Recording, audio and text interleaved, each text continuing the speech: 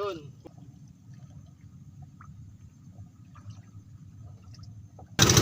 So ito, wala po yung huli natin ngayon.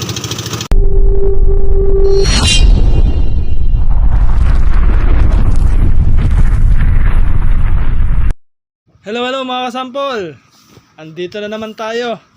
Sample Creature nagbabalik. So papakita ko sa inyo yung pagdudulong natin kanina. Yung tubig kanina medyo pabalik-balik yung agos. Kabilaan yung agos mula sa east papunta sa west, mula sa west papunta sa east. So ganun din yung hangin. Umaamihan, humahabagat, sumasabalas.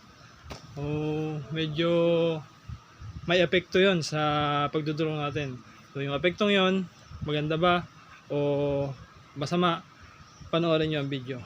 Pero konting pakiusap lang po, pagka nagustuhan nyo po yung video na to, pakipollow naman ang page natin, pakishare ng mga video, at pakisubscribe na rin po sa ating YouTube channel.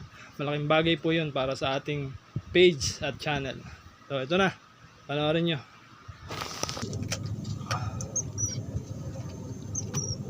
Yan mga kasampol, hindi pa po maliwanag ng husto, pero dahil nga po kanina kabago-bago ang hangin, maamihan, sumabalas, sumabagat, tapos yung agos east-west, pabalik-balik, kakalas na po tayo.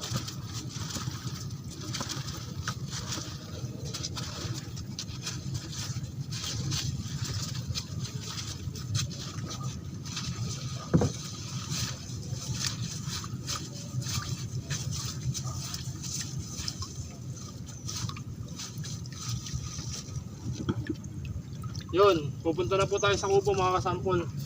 Malaki yung malaki yung naging epekto sa atin ng pabalik-balik na agos tsaka paiba-iba ng hangin. Tingnan nyo na lang po, tapusin nyo yung video. Tingnan nyo hanggang dulo kung nakaganda ba o nakasama yung epekto ng pabalik-balik na agos at palipat-lipat na hangin. So yun, tara, punta na tayong kubo.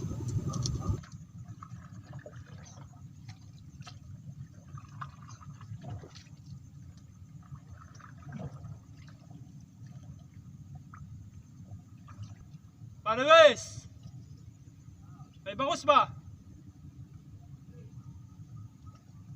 Dito na tayo sa kubo mga kasampol.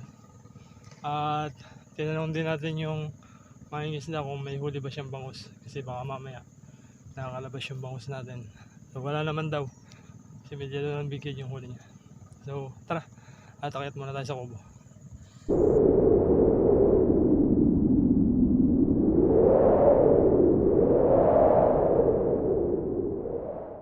Pauwi na tayo at babalik na lang tayo mamaya. So ito na po yung huli natin ngayon. Ayan mga kasampol, kundi po yung huli natin ngayon. Malaki yung epekto sa atin ng pabago-bagong hangin tsaka palipat-lipat yung agos kanina. So ganun talaga, hindi lahat ng araw swerte. Salamat mga kasampol.